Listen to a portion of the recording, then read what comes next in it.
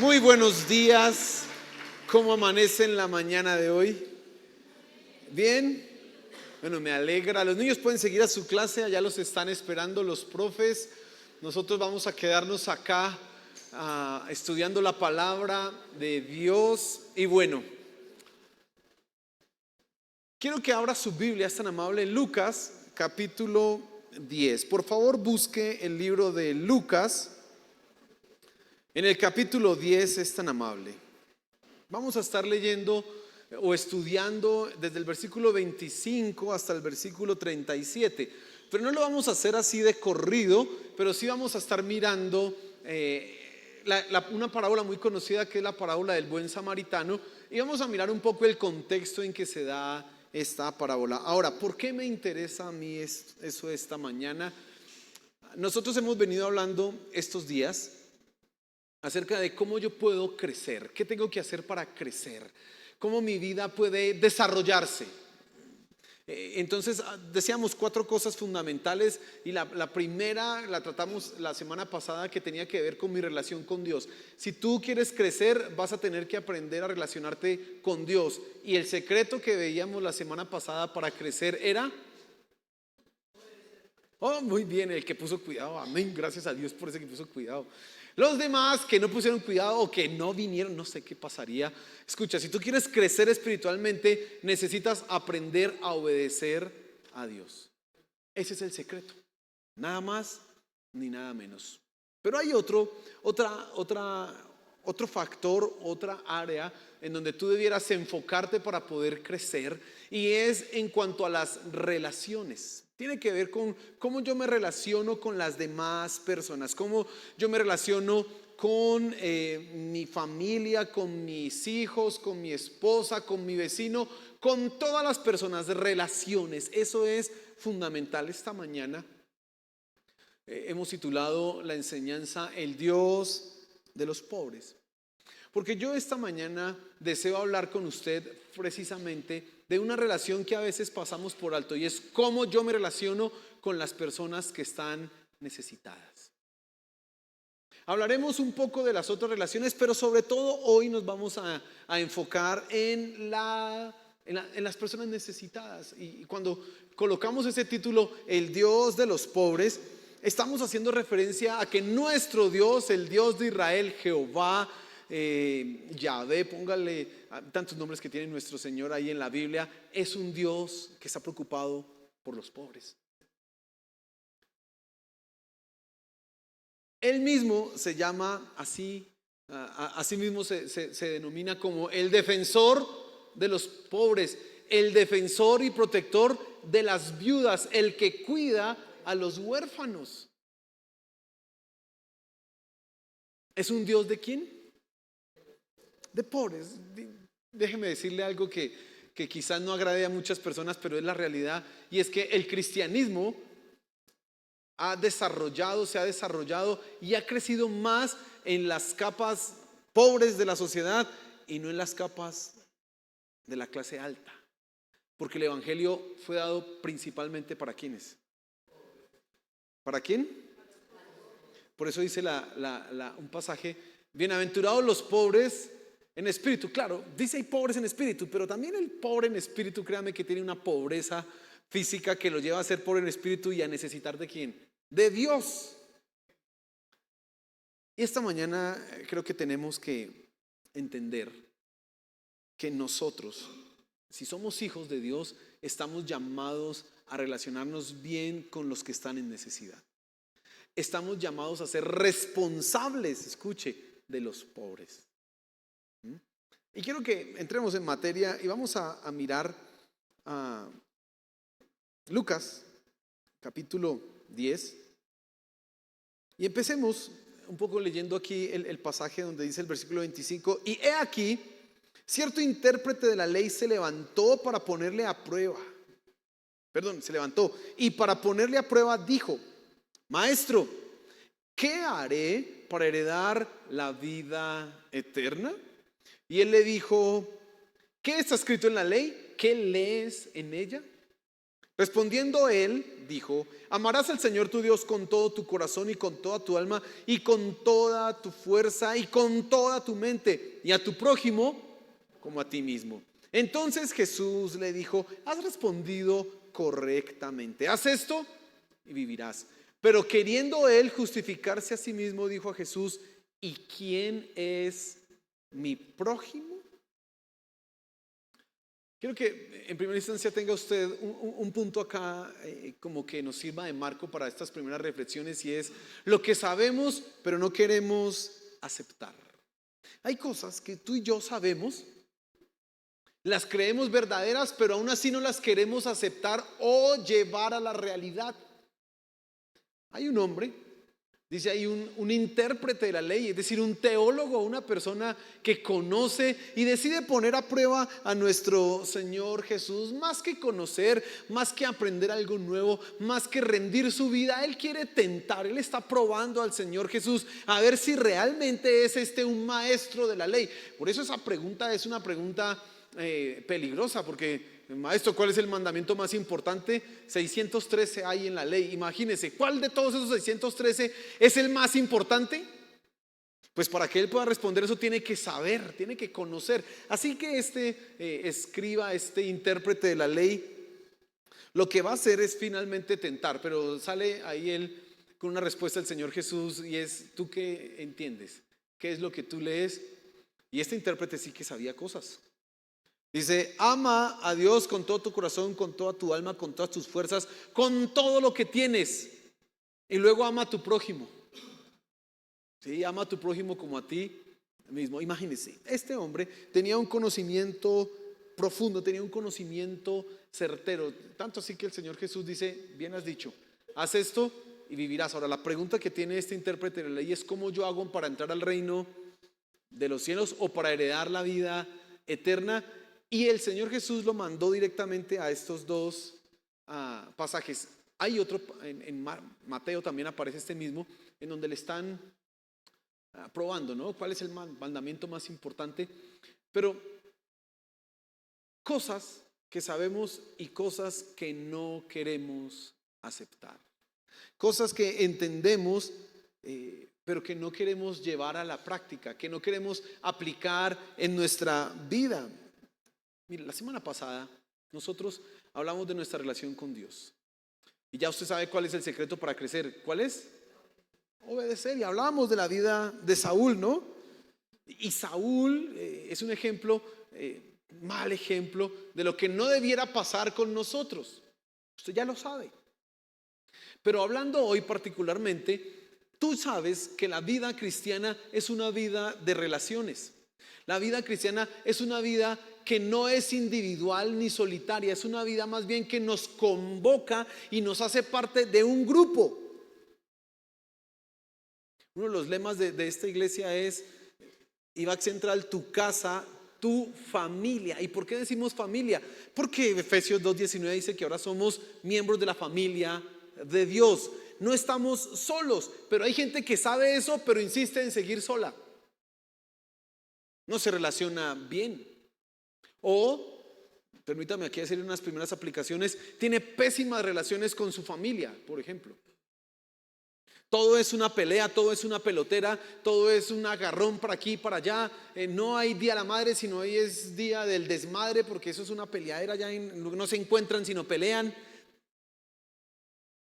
No hay paz, no hay año nuevo, sino es una pelea nueva. Todo es así. ¿Por qué? Porque la familia no se entiende y yo con este no me hablo. Y va usted a mirar en el fondo cuáles son las peleas, y son cosas que se pueden arreglar fácilmente. Si se bajaran del orgullo, de la soberbia, se arreglarían, pero no. Si tú eres cristiano, una de las evidencias de ser cristiano es que tengas buenas relaciones. Eso es pero fundamental, importante. Mira, el mismo hecho, ya le mencioné hace un rato, de ser cristiano hace que yo haga parte de una familia. Por lo tanto, yo no puedo venir a la iglesia y no empezar a relacionarme con la gente de la iglesia, porque yo con ellos voy a ir al cielo. Con ellos es que yo necesito ir creciendo. Dios va a formar mi carácter, va a formar mi personalidad, me va a hacer más semejante a Cristo en tanto yo más me relacione con las personas en la iglesia. Eso dice Efesios capítulo 4. Dice que todos seremos hechos a la imagen, a la estatura de un varón perfecto, ¿la medida de quién? De Cristo. Dice, en la forma y en tanto todos los miembros y todas las coyunturas vayan funcionando hasta que crezcamos. Si tú no te relacionas con la gente de la iglesia, si tú no te relacionas bien con las personas que también están en un crecimiento espiritual, déjame decirte que no estás demostrando para qué Dios te ha llamado. Te ha llamado a tener buenas relaciones. Finalizo diciendo esto con respecto a este punto, y es que una de las intenciones más importantes de nuestro Señor Jesús antes de irse, y que le recomendó particularmente a sus discípulos, es: ámense los unos a los otros. Y ahí, aunado a ese de amarse los unos a los otros, permanezcan unidos. Imagínese usted a Pedro con los hijos del trueno, que querían estar uno a la derecha y otro a la izquierda, y Pedro mirándolos. Y tengo que estar unidos, eso, tengo que amarlos, eso no era muy fácil. Usted no va a pensar que esa convivencia era de la más armoniosa. No, esos eran angelitos, no, esos no eran ningunos angelitos. Pero tenían que aprender a amarse y tenían que aprender a vivir en comunidad, porque ser cristiano es eso, tener buenas relaciones. ¿Lo estás comprendiendo, hermano? Bueno, dígale que está a su lado: oiga, nos toca relacionarnos. Dígale. No lo mire así como: ay, me tocó relacionarme. No, empecemos bien. Dígale: ¿cómo está? Me toca relacionarme con usted. Mejor no me toca, no, quiero relacionarme. Ahora, volviendo al pasaje que estamos mirando, este hombre, este intérprete de la ley, tenía todo muy claro. Entendía que era primero Dios y después ¿quién? Amar al prójimo. Pero de repente surge una pregunta: ¿y quién es mi prójimo? Ahora, evidentemente el prójimo no se refiere de manera particular a nuestros seres queridos o nuestra familia. Si fueran nuestros seres queridos o nuestra familia, el Señor Jesús hubiera utilizado los términos: ama a tu papá y a tu mamá, ama a tus hermanos, ama a tu familia. No lo utiliza. Él dice prójimo.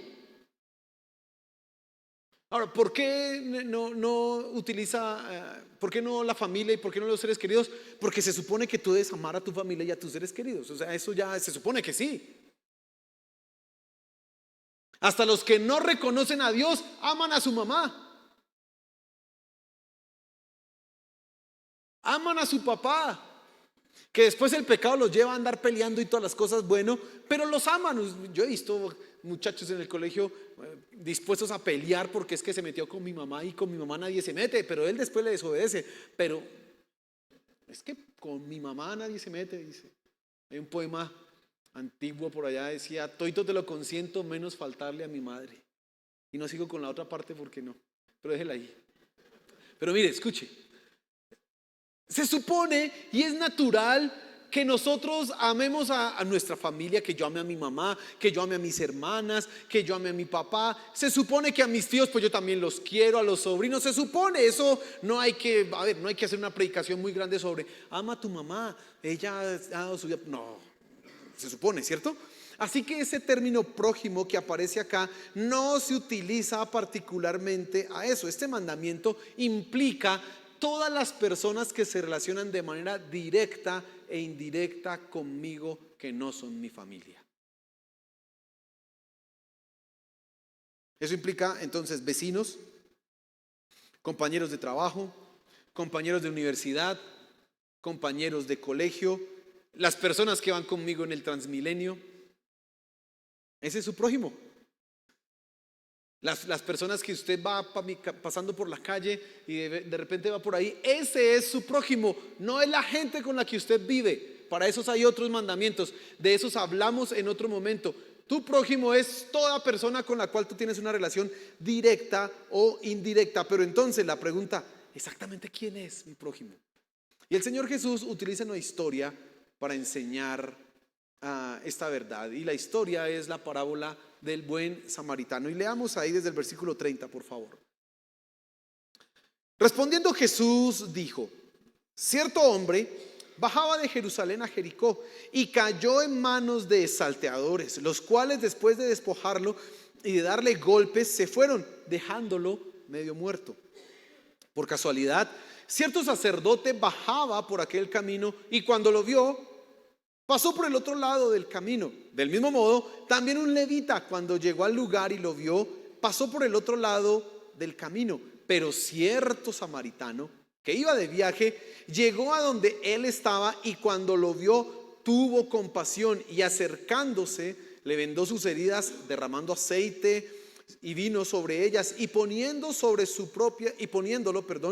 su propia cabalgadura, lo llevó a un mesón y lo cuidó. Al día siguiente, sacando 2 denarios, se los dio al mesonero y dijo: cuídalo, y todo lo demás que gastes cuando yo regrese te lo pagaré.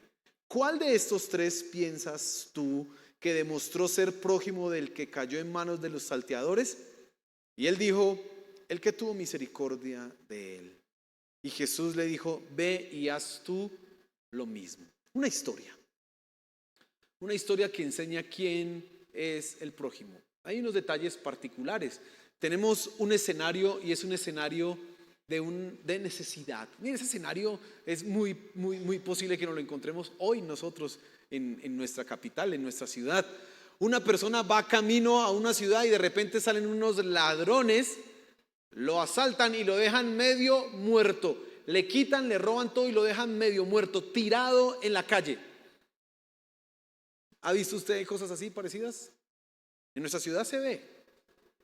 Sí, sucede, eso sucede por acá. ¿Sí ha visto eso? Bien. Una persona tirada, malherida, agonizando, podemos decir, afirmar que eso es lo que le estaba pasando, porque dice medio muerto. Seguramente quizás estaba hasta inconsciente la persona. Y de repente aparece el primer personaje, un sacerdote. Ahora, ¿qué se espera del sacerdote? Usted sabe, los sacerdotes eran gente importante en Israel. Ellos conocían la ley. Ellos además tenían funciones en el templo. ¿Qué se esperaba que hiciera el sacerdote? Pues que ayudara a esta persona. Hombre, pues es el sacerdote. Se supone,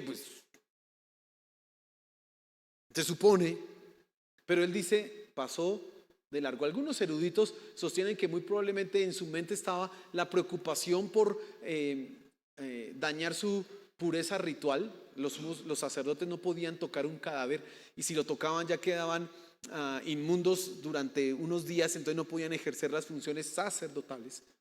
Pero este no es el caso. Este hombre no iba hacia Jerusalén, sino que bajaba de Jerusalén, así que él ya había terminado su turno. Eso no tenía que preocuparle.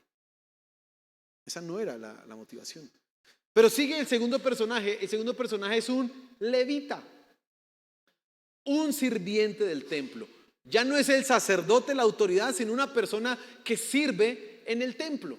En nuestros tiempos sería como si yo pasara y sigo de largo y después pasara Diego, el de la alabanza, ¿sí? El que toque la guitarra.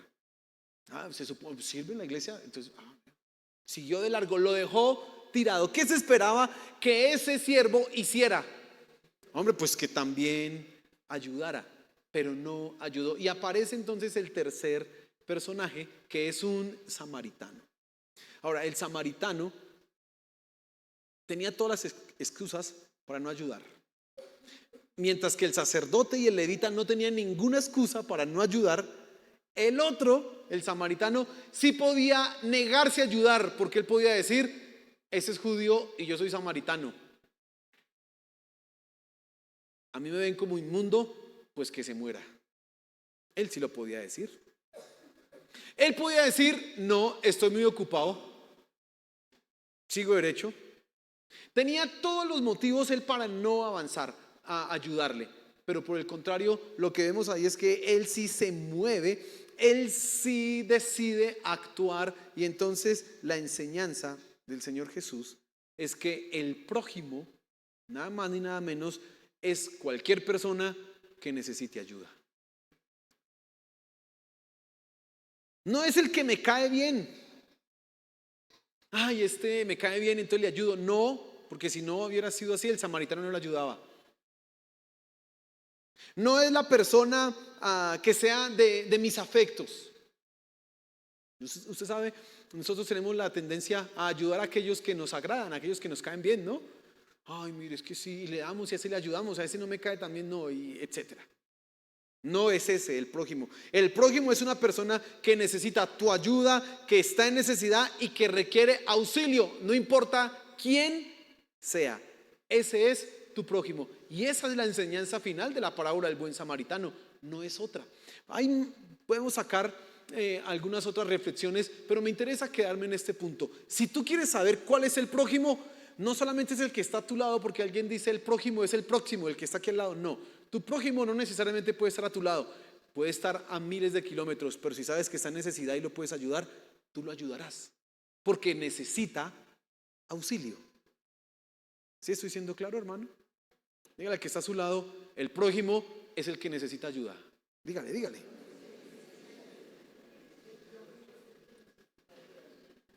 Ahora, en la parábola del buen samaritano hay algo que es llamativo cuando nosotros la estudiamos y la miramos un poco en detalle, y es que el Señor Jesús, la pregunta que le hace al escriba, al intérprete de la ley, le dice: ¿quién crees tú que fue el prójimo de ese hombre? Ahora, recuerde que la pregunta que le hizo el intérprete de la ley era: ¿quién es mi prójimo? Y el Señor Jesús le dijo: ¿quién actuó como el prójimo?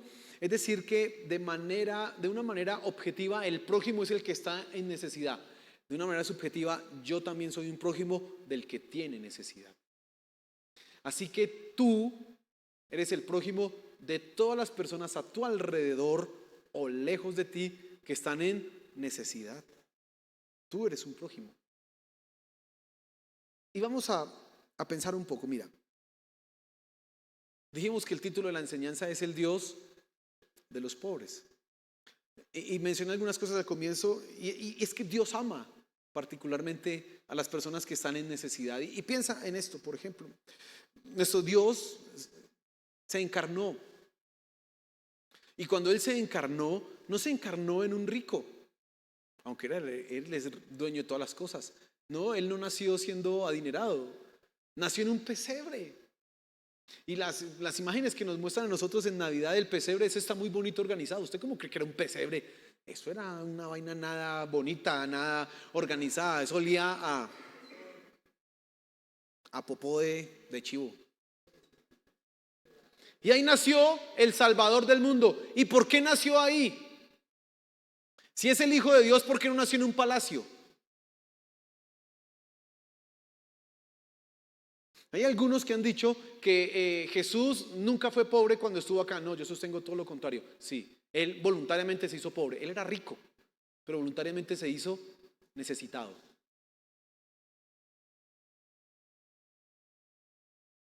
No nació en un palacio.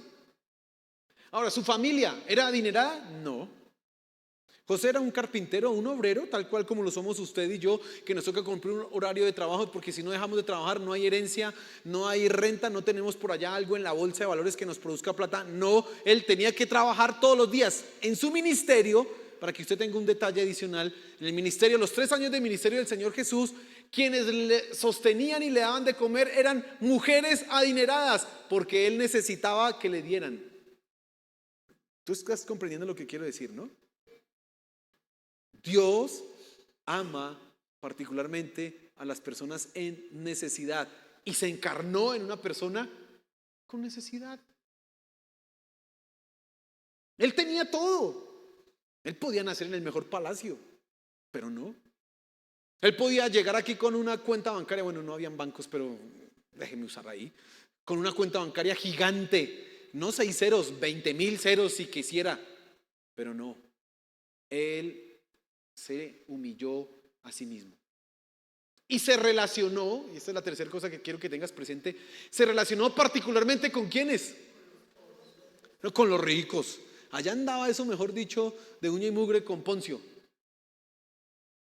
¿Cierto que sí?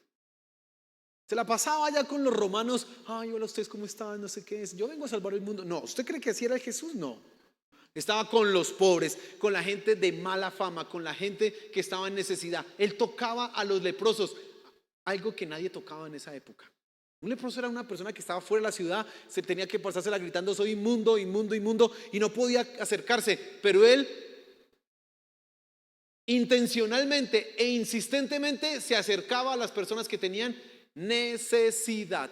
Insistentemente lo hacía. Imagínense, Él es el Dios de los pobres. Ahora, además, en el Antiguo Testamento, ya dejando un poco acá a nuestro Señor Jesús, pero en el Antiguo Testamento nosotros encontramos en muchos profetas reclamos frente al abuso. Lea usted los Isaías, en el capítulo 5 creo, 4. Jeremías encontrará también, y varios de los profetas menores en donde dicen: ustedes se han enriquecido y han dejado a mi pueblo que sufra necesidad. Ustedes han maltratado a mi pueblo, ustedes han abusado del extranjero, ustedes han abusado de la viuda, del huérfano, no han cuidado, no le han dado. Usted encuentra que las palabras proféticas condenan terriblemente eso. Pero además, usted ve que Dios dice: yo soy el defensor de los pobres. Dice el libro de Proverbios que el que le da a un pobre le firma una letra de cambio a Dios. Eso dice. Y Él paga. ¿Y por qué por qué Él se coloca como el fiador? Porque Él está interesado en defender ¿a quiénes? A los necesitados, a los pobres. Pero hay un detalle más que quiero mencionar en este punto, y es sobre todo, Dios hizo a las personas responsables de los pobres. No solamente es que Dios está interesado en los pobres y que Él los defiende, sino que Dios hizo a su pueblo responsable de los pobres. Aunque ellos evidentemente debían velar por la justicia y la equidad, los reyes debían gobernar para hacerlo en pro de los necesitados y no solamente de los ricos. Finalmente quienes eran responsables eran las personas, todos. Le voy a dar unos ejemplos. Ninguna persona podía negarse a hacerle un préstamo a un pobre. Aunque no obtuviera garantía, prenda para dar, no se podía negar. Y además debía prestarle sin interés. Imagínense, ni siquiera usura, sin interés. Una cosa, la usura ya es delito, ¿no? No, ni siquiera interés, no le cobro interés. Punto. Dice en un pasaje de la ley: y si tu hermano que es pobre te pide que le prestes y te da su capa, en la noche devuélvasela, porque quizás eso sea lo único que tenga para dormir. Dice ahí el pasaje. Y dice otro pasaje de la ley: nunca usted le quite a un pobre la piedra del molino. ¿Por qué? Porque con eso come. Si le pide prestado, déjele la piedra, que siga adelante, pero préstele. Imagínense. Y además, cada 7 años las deudas eran borradas. En el año sabático las deudas eran borradas, haya pagado o no haya pagado. Eso no es como acá, que se muere el deudor y le queda la deuda a la esposa. No, eso se murió. Cada 7 años las deudas todas quedaban finiquitadas. Y cada 50 años, en el año del jubileo, si usted había empeñado su territorio, volvía a su tierra. Los esclavos, los que habían sido convertidos esclavos, podían volver en libertad a su casa, y el amo tenía que darles algo, porque Dios no quería que hubiera pobres en su pueblo. ¿Se da cuenta que Dios está muy interesado? Pero ¿quién llevaba a cabo esas prácticas? El pueblo. Y en el Nuevo Testamento, esta semana, precisamente hablamos de 1 Corintios capítulo 16, en donde Pablo está recogiendo ofrendas para los necesitados en Jerusalén. La iglesia también está llamada a eso. Pero ¿sabe qué ha pasado? La preocupación de los pobres hoy en nuestra sociedad se le ha dejado al gobierno. Ahora quien está a cargo de traer la justicia y la equidad social no somos nosotros, sino son quienes, el gobierno. Que el gobierno se encargue de colocar leyes donde haya más justicia y más equidad. Y nosotros, y digo nosotros porque estamos en eso, y espero que usted entienda al punto que quiero llegar, nos hemos lavado las manos diciendo: es que hay unos ricos que se aprovechan de unos pobres y el gobierno no hace nada. Hay un responsable, perdón, un culpable, que son los ricos, hay un responsable que es el gobierno, y hay unas víctimas que son los pobres, y nosotros solo miramos, cuando la Biblia no dice eso.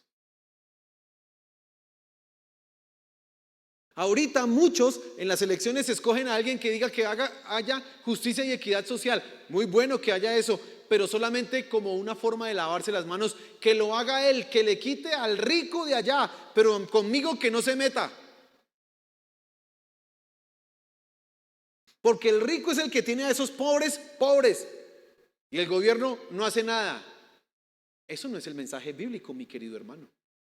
El mensaje bíblico, por el contrario, claro que sí coloca una responsabilidad en el gobierno, claro que sí llama a responsabilidad a los ricos, pero sobre todo hace que todos nosotros estemos preocupados por los pobres. Todos nosotros debemos ocuparnos de ellos. No es un gobierno que lo haga, no, somos nosotros. Mire, antiguamente, ¿sabe quién era el que tenía el dominio del mensaje social? La iglesia. La iglesia era el lugar a donde acudían las personas en necesidad para buscar una respuesta. Era ahí en donde surgían todas las iniciativas para ayudar a los pobres. Las escuelas dominicales, lo que hacemos acá con los niños, no surgieron para cuidar a los niños de los hermanos, no, surgieron para cuidar a los niños de la calle, que se la pasaban toda la semana haciendo nada, y dijo uno de estos misioneros, vamos a crear una escuela para ellos porque se la pasan ahí, y creó, y ahí surgió la escuela dominical. Ahora la hemos convertido a veces solamente en la guardería de los hijos de los hermanos, pero eso no nació así. Eso nació primero para ayudar a los niños que estaban en la calle. Las iglesias en primera instancia se convirtieron en orfanatos para los huérfanos. Vengan, aquí los cuidamos. ¿Por qué surgió eso en la iglesia? Porque la Biblia nos lo manda. Porque es nuestra responsabilidad hacerlo. Y entonces, volviendo al punto, el buen samaritano. El prójimo es aquella persona que está en necesidad. Y no hay ningún condicionante económico para que yo le ayude. El único condicionante es, ¿le amas o no le amas? Porque podemos sacar la excusa, pero yo también tengo necesidad, ¿yo cómo le ayudo? Pero si yo también tengo, ¿y entonces cómo hago? Mire, si seguimos pensando así, nunca ayudaremos a gente a que salga de la pobreza. Nunca. Porque usted pensará que ricos hay muchos. No, no hay muchos. Y por más que usted le quite la plata, igual no alcanza para todos. Y entonces, qué bonito que nos hablen de vamos a repartir las riquezas para todos y que todos tengamos lo mismo. Sí, muy bonito, pero igual no va a alcanzar. ¿Qué piensa? No va a alcanzar. Y entonces, el punto es que tú decidas no mirar tu bolsillo para ayudar, sino pensar, amo a esta persona que está en necesidad. Y si no la amas, yo tengo que ser directo y sincero contigo. En realidad no has nacido de nuevo. Porque una de las evidencias de los cristianos es precisamente eso. Mire, Mateo capítulo 25, léalo usted en su casa. No tengo el tiempo ya para leer. Pero dice, cuando ustedes estaban allá, no me dieron de beber, no me dieron de comer. Y ellos dirán, pero ¿cuándo no te dimos de comer? Porque ustedes no le dieron a ninguno que estaba en necesidad. A mí no me dieron tampoco. Mire lo que está diciendo el Señor Jesús. Cuando yo ayudo al pobre, estoy ayudando o le estoy dando ¿a quién? A Dios. Estoy mostrando mi amor ¿para quién? Para Dios. Pero muy fácil nosotros, no, si vemos a Cristo, estoy seguro que usted hasta vende su casa para dársela a Cristo. Eso lo hace cualquiera. Pero darle al que está en necesidad, no.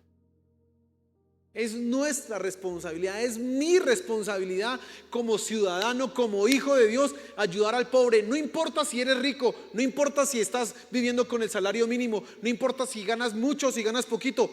¿Lo amas? Ayúdale. Y hay maneras para hacerlo. Mire, ¿qué hizo el samaritano? Dice que le curó las heridas, colocó aceite y colocó vino. ¿De dónde sacó ese aceite y ese vino? Era lo que él tenía ahí a la mano. Le dio auxilios de primera medida. Ahí ya, venga, necesitamos restablecer a este hombre. Tú puedes hacer eso. Hay un dicho, ¿no? Donde comen 3, comen 4. Y donde comen 4, pues comen 5. Y se le puede echar agua a la sopa y comemos más, ¿o no? Entonces no es un asunto de plata, es un asunto del corazón. No es un asunto de, es que yo no soy rico, que le quiten a este, que le quiten a ese, que no, Señor. Es un asunto de que no has aprendido a amar. Dices que amas a Dios, pero no amas a tu prójimo que está acá en necesidad.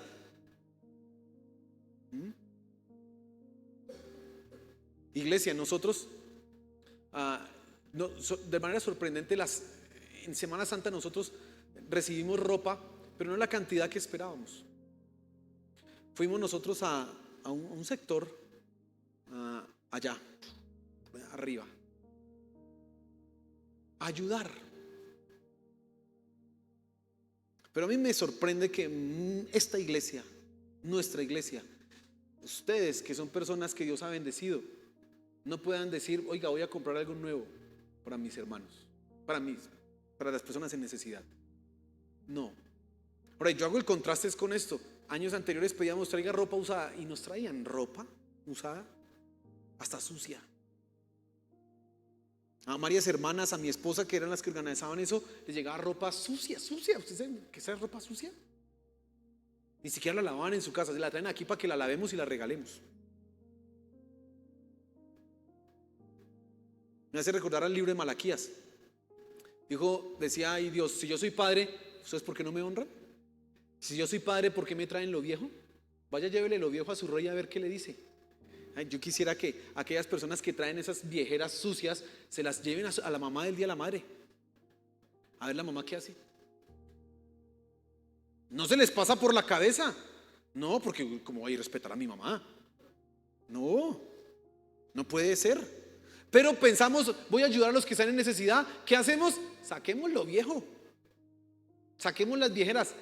No, eso tiene que cambiar en nosotros. Si nosotros realmente queremos amar a alguien y relacionarnos bien, te voy a animar. Mira, empieza a ahorrar ya este año. El año entrante vamos a ir otra vez en Semana Santa a hacer lo mismo. Pero tú desde ya empieza a ahorrar. Como no tengo plata, voy a ahorrar 1,000 pesos por semana. 5,000, no sé. Pero compra algo nuevo.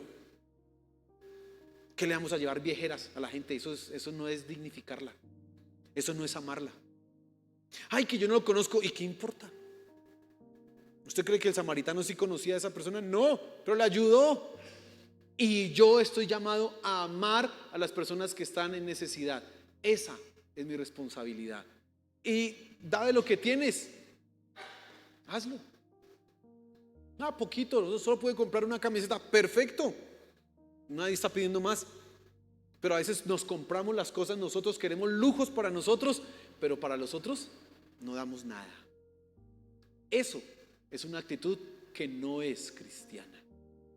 Eso es una actitud irresponsable. Eso es una actitud que deja todo en manos de un gobierno que habla de justicia y de equidad, pero que no quiere a Dios, que niega a Dios. Imagínense, qué contradicción. El gobierno habla de justicia social y niega a Dios. Y nosotros que amamos a Dios, a veces no hacemos esa justicia social. Tú tienes que reflexionar mucho a conciencia cómo está tu vida en cuanto a esto.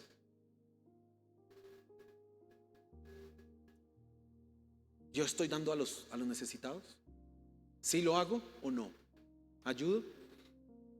Y mire, si Dios a usted lo ha bendecido económicamente, involúcrese no solo en cosas de primera mano, hágalo a largo plazo. Ayude. Hágalo a largo plazo. Comprométase con alguien, dígale, yo le voy a ayudar, estudie en la universidad, yo le ayudo. Tranquilo. No lo haga dependiente, pero sí ayúdelo. Llévelo adelante. Eso es amar al prójimo. No crea que Dios nos dio la plata solo para irnos a viajar y pasarla rico. No, tenemos que ayudar. Viaje, pásela bien, pero ayude. Hay gente que necesita. Hay gente que necesita eso. Póngase en pie, hermano.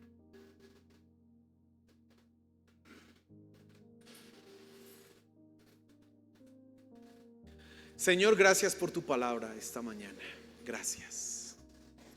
Ay, perdónanos cuando pensamos que el dinero, los recursos que recibo son solo para gastar en mis deleites, solo para gastarlos en mí. Perdónanos cuando pensamos de esa manera, Por el contrario, que nosotros podamos ser como tú, amar a quien está en necesidad, disponernos a ayudar. Y aunque nos toque sacrificar cosas de nuestras comodidades, que lo podamos hacer.